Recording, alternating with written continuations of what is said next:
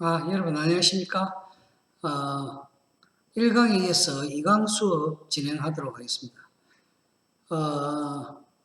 아마 여러분이 우리 1학년 여러분, 특히 우리 1학년 여러분들은 아마 지금 어떻게 지내고 있는지 참 궁금합니다. 대면 수업을 빨리 해야 여러분들이 어떤 여러분이 목표로 하는 그것을 교수님들하고 의논도 하고 상담을 하면서 잘 이끌어 갈 건데, 갑자기 동영상 수업만 하다 보니까 여러분들이 아마 굉장히 혼란스러울 수 있습니다. 그렇지만 내가 항상 말씀드리듯이, 이럴 때일수록 기회다. 우리가 위기하죠, 위기. 위험과 기회는 동시에 있는 겁니다. 위험해야만이 기회가 있는 겁니다. 이익이 크면은 위험도 큽니다. 여러분, 이익이 작으면 위험이 적습니다. 은행이 여러분 어떻습니까? 은행에 우리 돈을 맡기면은, 여러분 지금 은행 텔라 실무관이니까 은행에 돈을 맡기면은 어떻게 돼요? 이자를 많이 줍니까? 적게 줍니까? 그 이자가 없다 그러죠. 그런데 굉장히 안전하죠. 안전하죠. 은행이 내 돈을 떼물 일은 없다. 아까 우리가 무슨 계약이라 했죠? 소비 임치 계약이라고 앞에서 배웠습니다. 소비 임치 계약. 내가 은행에 돈을 맡기는 계약은 소비 임치 계약. 내가 맡기면 언제든지 돌려줘야 된다, 그걸로. 그 다음에 부합 계약이다. 그죠? 소비 임치 계약이기 때문에 은행이 우리 돈을 떼물 확률은 제로입니다. 그런데 이자를 거의 안 준다. 오히려 나중에 내가 은행에 맡기면 여러분 이자를 내가 더 내야 될 확률이 높아요. 그런 겁니다. 그런데 뭡니까? 그러니까 이익이 적으니까 위험도 적죠. 안정성이 높다. 그런데 여러분 요즘 우리나라의 핫한 게 뭡니까? 주식. 주식 거래를 아는 사람은 대부분 없답니다. 지금 직장인들은 특히 이 경제가 어려우니까 뭐 이런 말이 심지어 내가 서울에 그 지인이 있어 서울에 몇 번 이렇게 갔었는데요. 이런 이야기. 서울에 있는 직장인들은 점심시간 또는 쉬는 시간이 되면은 전부 다 핸드폰을 들고 야외로 나간다 그래요. 밖으로 나가서 담배를 피운다. 그럼 뭐하러 가느냐? 전부 다 핸드폰으로 주식하러 간다는 거죠. 주식. 그럼 주식은 여러분 위험이 큽니까? 적습니까? 굉장히 위험합니다. 저는 그걸 해봅니다. 왜 해보느냐? 여러분에게 그런 걸 이야기해 줘야 됩니다. 저는 그거를 전공을 한 사람이니까, 금융을 전공했으니까, 주식에 대해서. 그러면 주식은 위험성이 굉장히 큽니다. 우리나라 주식 시장은 코스피, 코스닥 주식 시장이 있는데요. 플러스 마이너스 30%가 변합니다. 오늘 하루에 30% 내가 예를 들어서 만원짜리 주식을 샀다. 그러면 만원짜리 주식이 13,000원이 될 수도 있고 만원짜리 주식이 7,000원이 될 수가 있어요. 그러면 한 10% 올랐다가 한 20% 빠질 수가 있다는 거죠. 플러스 마이너스 30%, 60%가 변한다는 거죠. 내 만원짜리 주식이 4,000원이 될 수가 있다는 거예요. 또는 16,000원이 될 수가 있다는 거예요. 엄청나게 변화가 심합니다. 그것도 순식간에 몇 초 상간에 그렇게 변합니다.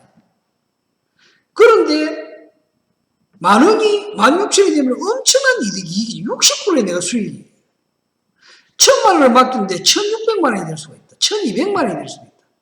그런데 오히려 그게 반대로 600만 원이 빠져가 400만 원이 될 수도 있어. 원금이 해소가 돼서.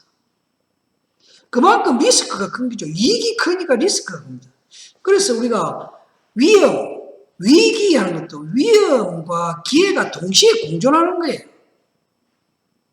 이익과 위험은 같은 거예요. 이익이 크면 위험도 커. 그래서 여러분 주식자, 여러분 1,000만 원 있다. 여러분 1,000만 원 있으면 여러분 어떻게 했습니까? 안전성을 탁하는 사람은 은행에서 맡기겠죠. 돈을 1,000만 원 맡겨. 그런데 뭡니까? 은행에 돈을 1,000만 원 맡기면 이자가 2% 칩시다. 1년에 2%면 은행에 1,000만 원은 얼마입니까? 20만 원이에요. 20만 원. 20%야 200만 원이에요. 20만 원이 12로 나오면 한 달에 이자 얼마입니까? 여러분. 그것도 세금 떼면 한 달에 몇만 원 되죠? 한 8만 원 정도 되죠. 세금 떼면 한 7만 원 되겠다. 1,000만 원 맡겨놓으면 한 달에 은행 이자를 한 7만 원 정도 받게 돼. 그럼 뭐 내가 1,000만 원을 갖고 주식 거래를 하면 한 달에 얼마 벌까요? 한 달에 1,000만 원 벌 수도 있어요. 잘하는 사람은. 또 못하는 사람은 한 달에 1,000만 원이 100만 원, 100만 원만 900만 원이 날아갈 수도 있어. 그만큼 이익과 리스크는 공존하는 거다. 그러면 여러분, 그럼 주식하는 사람 전부 다 망했느냐? 그렇지 않아요. 돈을 버는 사람도 있어. 그걸 잘하면 돈을 벌 수가 있어요. 저도 돈을 벌어. 저는 1,000만 원 있으면 절대 은행에 안 맡기죠. 저는 안 맡깁니다. 왜? 내가 전문가인데 애널리스트보다 저는 나은데 내가 왜 맡깁니까? 1,000만 원 가지고 한 달에 몇백만 원씩 벌 수 있는데 안 맡깁니다. 그런데 그걸 잘해야 되겠죠. 그러나 그거는 아무라도 하면 안 되는 겁니다. 그 원칙이 있어요. 다음 내가 강의를 합니다. 그 원칙을 지키면서 하면은 됩니다. 그 원칙을 안 지키면은 아까 얘기대로 원금일 손실을 보게 된다. 그 원칙을 지키는 것이 굉장히 중요하다. 그 다음 제가 강의를 해드릴 거예요.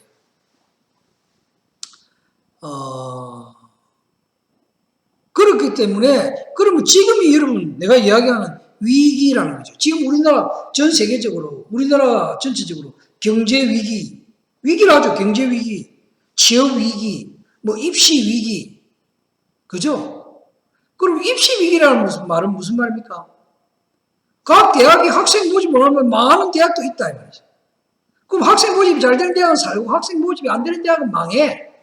이제 죽기 아니면 살기로. 그래서 지금이 가장 중요한 시기다. 그 위기. 그럼 살아남는 대학은 기회고 죽는 대학은 위험한 거죠. 똑같은 우리 개인도 여러분이나 저도 지금은 위기입니다. 경제가 위기이기 때문에 우리도 위기라. 그럼 뭐 여러분은 똑같은 입장이에요. 전국의 대학생들 똑같은 입장이에요. 내 개인이 어떻게 하느냐에 따라서 기회일 수도 있고 위험일 수도 있습니다. 기회일 수도 있고 위험일 수도 있어. 그럼 기회가 되면 어떻게 됩니까? 그 기회를 살려야 되겠죠. 그럼 여러분 어떻게 됩니까? 목표를 세워서 아무리 동영상 수업을 하더라도 내 할 거는 챙겨서 해야 된다. 이거는 여러분 틀어놓고 있으면 그 시간은 출석이 됩니다. 이보다 더 중요한 거는 여러분이 계획한 대로 차근차근 학교에 오든 안 오든 해나가는 거. 이게 굉장히 중요하다. 굉장히 중요하다. 그 말을 내가 들으고 싶어서 이런 이야기를 하는 거다. 그래서 여러분 동영상 수업을 듣고 안 듣고 그 문제가 지금은 중요한 문제가 아니라 여러분의 목표대로 지금 진행해 나가고 있느냐 없느냐. 내가 경남도립 남해대학에 들어온 목적이 뭔가. 그 목적에 맞게 내가 부합되게 지금 하나하나 차근차근 해가고 있는가. 굉장히 중요합니다, 여러분. 진짜 그렇게 하시기 바랍니다. 내가 부탁입니다. 나중에 시간이 지나면 후회할 경우도 있고, 내가 참 잘했다, 이렇게 생각. 과연 어떤 사람이 성공합니까? 내가 잘했다. 내 경험으로 봐도 그렇습니다. 내가 과거에 많은 힘든 일이 있었을 때, 우리 부모님이, 성호야, 너는 할 수 있어. 너는 할 수 있어. 지금도 늦지 않았어. 그럴 때 제가 열심히 했습니다. 그래서 저는 감히 지금 성공했습니다. 내가 여러분에게 지금 말을 안 해도 저한테 엄청난 행운적인 일이 있습니다. 행운적인 다음에 내가 대면 수업회 때 여러분에게 이야기할 거예요. 저는 요즘 하루하루가 행복해요. 물론 경제적인 것이 따릅니다. 경제적인 문제가 또 같이 결부되어 있습니다. 그래서 여러분에게 우리 1학년 학생 여러분에게 저는 정말로 아무 생각하지 말고 대학 생각하지 말고 자기가 목표한 게 뭔가 친구 생각할 필요가 없습니다. 어느 대학에 간 친구는 어떻고 저떻고 그런 거 아무 필요가 없다. 내가 여기 온 목적이 뭔가 내가 취업이다. 그럼 뭐 내가 어디에 취업을 할 것인가 이 목적을 자 기업체 내가 어느 기업체 갈 것인가 그거 조회해보고 거기에 필요한 게 뭔가 교수님하고 의논하고 자 내가 그러면 편입을 할 것이다. 내가 편입을 하는데 그럼 편입할 때는 뭡니까? 학점이 중요해. 그럼 학점을 잘 받기 위해서 내가 어떻게 해야 되는가? 그럼 나는 또 어디에 제보할 것인가? 내가 여기 온 이유가 뭔지. 물론 그냥 특별한 이유 없이 왔었다고 쳐도 지금은 여러분이 마음이 다를 겁니다. 한 학기 지나고. 그 여러분을 생각하는 부모님이 있을 겁니다. 우리 아들, 우리 딸이 왜 저기 갔는데, 남의 대학 취업 잘 된다는데, 이런 이야기 할 거예요. 그래서 여러분들이 꼭 그렇게 하시기 바랍니다. 자, 아까 우리가 앞에서 우리가 창구 계약의 성립 시기를 이야기했는데, 자, 현금 입금의 경우는 언제 계약이 성립한다? 제가 OX 문제 나올 수 있습니다.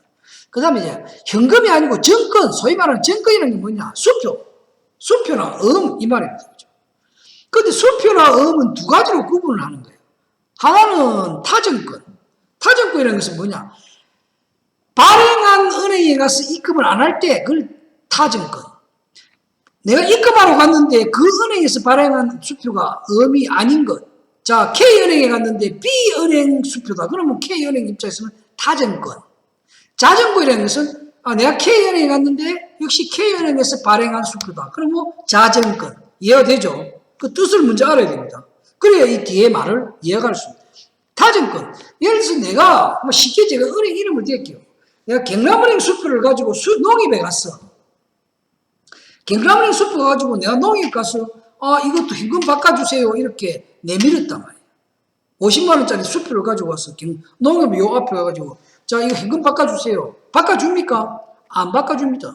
계약이 성립이 안 돼. 그때 계약은 언제? 자 수표나 요 당자 수표나 이 자기합 수표도 마찬가지입니다. 자 그런데 수표는 당자 수표가 있고 자기합 수표 있는데 당자 수표는 누가 발행한 겁니까? 이건 이제 요거부터 알죠. 당자 수표는 아까 뭐랬죠? 당자 예금 거래자가 발행한. 당자 예금 거래는 누가 안 됐습니까? 개인 사업자 등록증을 가진 사람이 당자 예금 거래를 하는 거예요. 그 사람들이 수표를 발행해. 자격이 되면. 그것을 발행한 사람이 당자 수표나 약속음이에요. 그러나 당자 수표나 약속음은 타정권은 반드시 추심이라는 말이 들어갑니다. 추심이라는 것은 뭐냐? 내가 돈을 받을 사람이 돈을 받기 위해서 하는 절차를 추심이라. 그러니까 당자 수표나 약속음은 뭡니까? 내가 이걸 가지고 있는 사람이 돈을 받기 위해서 추심을 해야겠죠. 이 타정권이니까 추심을 하고 그게 발행한 지점에 갔을 때 발행한 사람이 돈을 입금을 하는 것을 우리가 부도가 안 났다. 돈을 입금 안 하면 그건 부도라고 합니다. 부도라는 게 뭐냐? 돈을 입금 안 해서 못 받게 되는 상태를 부도라고 합니다.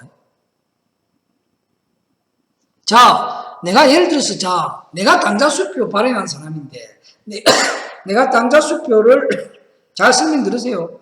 당자 수표를 내가 누구에게 줬어. 그럼 누구 발행한 내가 경남은행에서 발행한 당자 수표를 내가 발행한 거죠. 경남은행 거래를 하니까 발행한 당자 수표를 누구 A라는 사람한테 줬는데 A가 그걸 가지고 지 거래은행 농협에 가서 이 돈 주세요 하니까 농협에서 하는 말이 이건 타정권에게 주심을 해서 경남은행에 이성호한테 가서 이성호가 돈을 입금하면은 돈을 줄게요. 이렇게 해요. 그게 바로 이 말이에요. 음이나 당자 수표는 주심을 돌려가지고 이성호가 돈을 입금을 해서 결제가 된 때 그게 바로 계약이 성립한 것이다. 무슨 말인지 이해가 되죠? 그 다음에 은행에서 그럼 발행한 수표. 자, 내가 발행한 수표가 아닌 자기합 수표. A라는 사람이 경남은행에 발행한 자기합 수표를 가지고 농협에 갔을 때는 어떻게? 추심하고 나서 경남은행에 돌아와서 경남은행에서 이게 분실신고다. 이게 그런 사고신고가 없이 결제될 때, 그거는 은행이 결제하니까, 이거는 부도 반환이라는 말이 없고, 바로 사고신고만 없으면 결제를 해줍니다. 이해가 되죠? 그런 뜻입니다. 여러분, 이게 은행 업무입니다. 은행 업무. 타정권은 반드시 추심이라는 말이 들어간다 하는 걸 여러분 기억을 해요. 그리고 당자 수표와 약속음은 부도 반환이라는 말이 들어가고, 자기합 수표는 사고신고 없이 결제된대. 그럼 자정권. 이거는 자정권이란 말은 뭡니까? 자기가 발행한 그 지점에 가서 입금을 하는 걸 우리가 자정권이다. 발행하는 그 지점. 자, 당자 수표나 약속음은 부도가 안 나고 추심이란 말이 없죠. 자정권이니까. 부도 반환 안 하고 결제됐지. 왜? 개인이 발행했으니까 부도 반환이라는 말이 나오는 거예요. 그 다음에 자기야 수표는 은행이 있으니까 바로 자 경남은행 수표 내 경남은행 가서 돈 주세요 하면 바로 창구에서 입금과 동시에 돈을 주죠. 그 말입니다. 그죠? 그런데 당좌 수표나 약속은 경남은행에서 발행해도 뭡니까? 발행한 사람이 돈을 입금한 때죠. 부도 반환 안 되고 결제된 때 이 말은 입금된 때 이 말입니다. 그런데 자기야 수표는 은행에서 발행했으니까 은행에서 바로 돈을 준다 이 말입니다. 자전거일 때는 추심이라는 말이 안 들어간다. 이럴 때 계약이 성립하는 걸로 본다 이 말입니다. 자, 그 다음에 이제 예금 계약의 약관. 아까 제가 말씀드렸죠. 우리가 예금 계약에도 약관을, 근데 이 약관을 누가 만든다 했습니까? 누가 만든다 했습니까? 은행이 일방적으로 정형화 시켜놓은 그 약관에 의해서 우리가 가입하는 예금 계약을 무슨 계약이라고 한다? 부합 계약이라고 한다. 내가 분명히 알아놓으라 했습니다. 부합 계약과 소비 임치 계약의 뜻을 알아놓으라고 제가 말씀드립니다. 다시 한번 이야기합니다. 부합 계약은 은행이 일방적으로 정형화해서 만들어 놓은 약관에 의해서 가입하는 계약을 우리가 부합 계약이라고 한다. 다시 한번 이야기하면 은행이 일방적으로 정형화해서 만들어 놓은 약관에 의해서 가입하는 계약이다. 그걸 우리가 부합 계약이라고 한다. 그렇게 여러분이 기억을 하셔야 된다. 그래서 예금거래 약관이 있는데 이 약관의 편입, 약관으로서 계약이 되기 위해서는 어떤 요건을 갖춰야 되냐 하면 이 은행이 일반적으로 그래서 사실은 우리가 동의를 하지 않았음에도 불구하고 은행이 일방적으로 만들기 때문에 어떻게 해야 된다? 일방적으로 만들기 때문에 어떻게 해야 된다? 약관 내용을 합의를 해야 돼. 그 합의라는 것은 누가 합의하느냐? 우리 고객이 합의하는데 실질적으로는 이것은 아까 제가 말씀드렸죠. 은행 감독원에서 개인에게 불리하지 않도록 관리 감독을 한다. 그래서 어쨌든 약관 내용을 합의한 걸로 보는 거죠. 합의를 해야 돼. 약관을. 그다음 두 번째는 명시에는 명확하게 볼 수 있도록 해야 된다. 약관을 명확하게. 그래서 우리가 뭘 했습니까? 비치한다 했습니다. 비치, 창구에 비치. 그죠? 합의하고, 명시하고, 그 다음에 고객에게 설명을 해야 돼. 그래, 약관으로서 편입이 되는 거예요. 약관으로서 효력이 발생한다. 고객에게 설명을 해야 돼. 우리 보험 가입하면은 보험 가입자가 우리에게 설명합니까? 안 합니까? 설명합니다. 그것처럼 은행 직원도 창구에서 통장을 만들면서 자, 자유주축 예금은 어떻고 저떻고 약관을 설명해야 되는데 그거를 어떻게 가늠한다? 창구 한쪽에 비치하는 걸로서 가늠을 한다. 그래서 약관 내용을 고객에게 우리 내용을 서로 합의하고 또 명확하게 볼 수 있도록 해야 되고 설명해야 되고 그 다음에 뭡니까? 교부해야 돼. 교부. 사실 줘야 돼. 근데 뭡니까? 은행에서는 우리 보험회사는 주죠. 약관을 줍니다. 그죠? 우리 보험회사는 약관을 받아. 그런데 이제 보험회사하고 은행하고 차이가 뭐냐면 보험 약관은 그게 뭔가 문제가 되었을 때 보험을 주는 거잖아요. 그러니까 그걸 굉장히 까다롭게 하는 거죠. 그런데 은행 약관은 뭡니까? 아까 소비 임치 계약이라 우리가 맡기는 돈을 우리가 받는 거니까 까다롭지가 않죠. 우리 돈이에요. 우리 돈. 그런데 보험회사 돈은 뭡니까? 물론 우리가 보험을 가입을 하지만 그거는 돈이 적잖아요. 그런데 큰 돈을 받잖아. 그러니까 그거는 굉장히 까다롭고 세밀해. 근데 우리가 은행에 예금을 하는 건 뭡니까? 내 돈을 그냥 임시로 소비 임치 계약. 내가 맡겨놨다가 추락할 때 은행이 주면 되는 거니까 그거는 크게 문제될 게 없으니까 약간이 단순하죠. 그러다 보니까 고객에게 이런 정도만 해도 충분하다 하는 게 은행감독원에서 이제 이야기하는 거죠. 합의를 하고 명시하고 설명하고 교부하고 그 다음에 이제 내용이 공정해야 된다. 왜? 은행이 일방적으로 만들기 때문에 내용이 공정해야 돼. 요런 그래서 만약에 물론 문제가 되지 않을 수도 있어요. 문제가 안 되는데 문제가 만약에 발생했다. 그러면 그 약간의 해석 원칙이 있어. 그 해석 원칙을 여러분 반드시 기억을 해야 돼. 약간의 해석 원칙은 세 가지가 있어요. 세 가지가. 객관적, 통일적 해석 원칙. 이걸 주관적으로 해석하면 안 돼. 객관적으로. 누가 봐도 객관적 입장에서 해석을 해야 돼. 아니, 보는 사람 주관적으로 해석해서는 안 되겠죠. 객관적으로 해석해야 된다. 그 다음에 작성자 불이익의 원칙. 누가 작성한다 했습니까? 약관을 누가 작성한다 했습니까? 은행이 일방적으로 정형화해서 만든다 그랬죠. 그걸 우리가 무슨 계약을 했습니까? 은행이 일방적으로 정형화해서 만들어 놓은 약관에 가입하는 계약이다 했습니다. 그죠? 그래서 작성자가 작성자가 누구냐? 은행이 불리하도록 해석을 해야 된다. 그 다음에 개별 약정, 요 뜻을 여러분 이해해야 됩니다. 요 두 가지. 작성자 불리의 원칙은 뭐?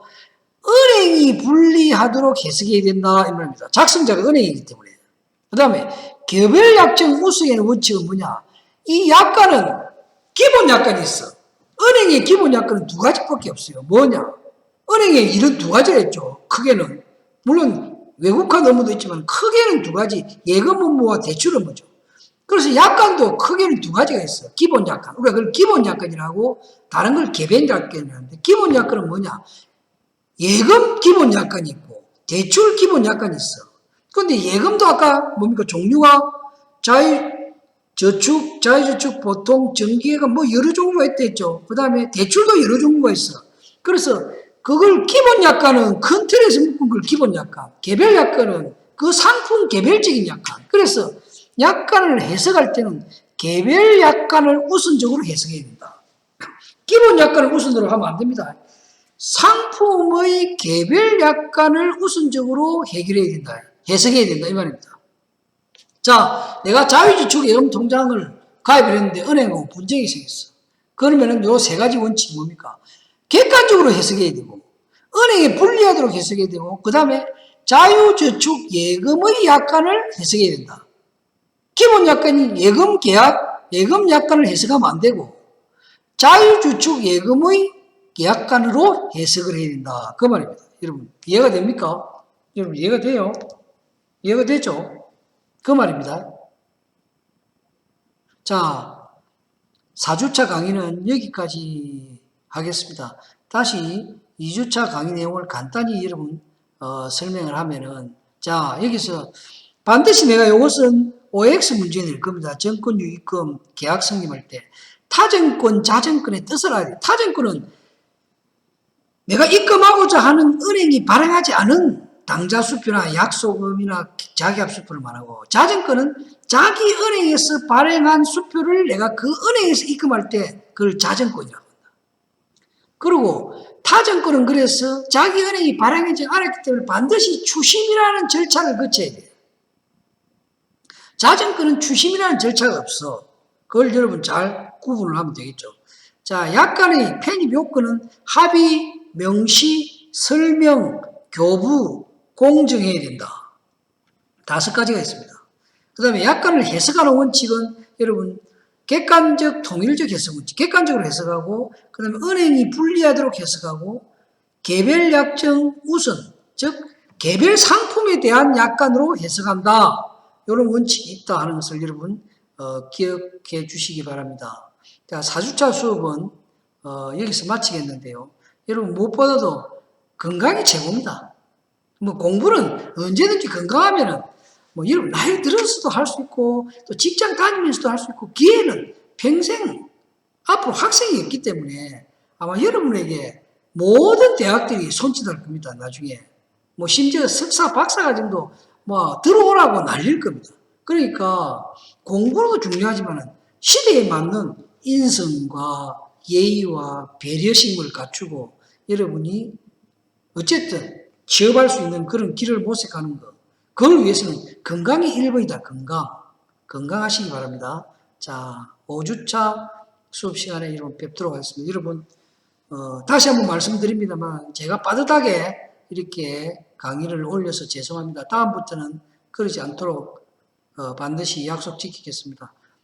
너그럽게 여러분 이해해 주실 것을 당부드립니다. 여러분 고맙습니다. 대단히 죄송합니다.